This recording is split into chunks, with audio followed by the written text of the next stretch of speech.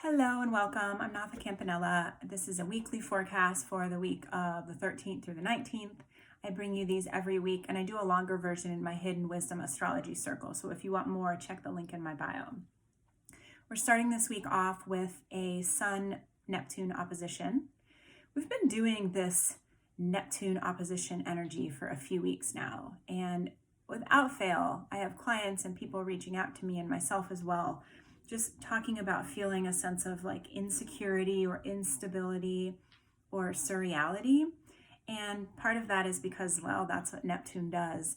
Neptune actually asks us to step into a deeper place of trust of the universe, of the divine. But before we can do that, we feel really confused, especially if we're operating from our humanness, which is very Virgo, by the way. Virgo is about the reality. It's our day-to-day lives, and Virgo can get very black and white in what is right and what is wrong.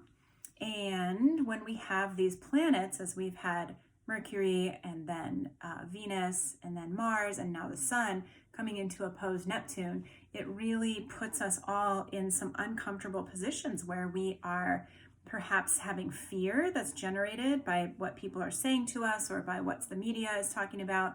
And then we're having to reality check and say, is this right? Is this true for me, for my life?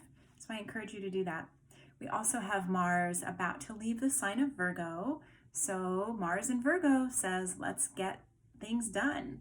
Let's move into action and cross everything off our list. So take these next few days to finish out anything that you have started that you know you really want to finish, because once Mars moves into Libra, it becomes far more about relationships. And we are doing all of this relationship work.